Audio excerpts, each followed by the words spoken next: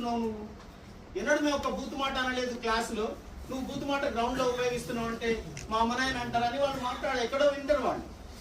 కానీ రాజకీయ నాయకులు ఒక ఆయుధం పట్టుకొని మేము పలానా పనులు చేస్తామన్నారు. ఆ పనులలో మీరు ఇది మాట్లాడినరా? డిండి పూర్తి చేస్తామని మాట్లాడితే పాలమూరు ముంచుతా ఉన్నారా మీరు? పాలమూరు రంగారెడ్డి నీళ్లు తీసుకుపోతామన్నారా?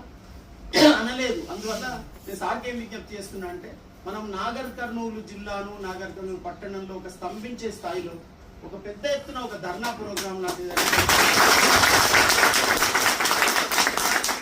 నాయకత్వం వహించండి. మేము అధ్యయన వేదికగా మేము సహకరిస్తాం, మేము పార్టిసిపేట్ చేస్తాం. ఈ ఎర్రవల్లి ఇతర బాధితులు వస్తారు. ఇవాళ ఉమామహేశ్వరంలో ఒక రకంగా ముంచుతున్నారు. అక్కడ వాళ్ళ రోడ్ల మీద ఉండి ఉండి ఉండి ఇబ్బంది పడిపోయి వాళ్ళే ఒక కూటమి గవర్నమెంట్ ప్రతినిధిని ఓడగొట్టింది మన సర్పంచ్గా. ఇక్కడ వీళ్ళైతే ఎన్నికలే బహిష్కరించింది. కనుక మనకు మహబూబ్నగర్ జిల్లాలో అయితే ఇప్పుడు అన్ని నియోజకవర్గాలలో ప్రజలు చాలా దుఃఖంలో ఉన్నారు, ఆవేదనలో ఉన్నారు, పోరాడుతున్నారు, కేసులలో ఉన్నారు, నిర్బంధంలో ఉన్నారు.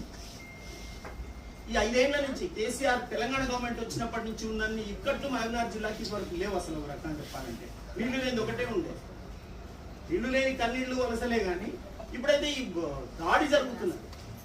అందువల్ల నాగం జనార్దన్ రెడ్డి గారు సహజంగానే ఒక ఆవేశంతో ఆలోచించే మనిషి ఆయన.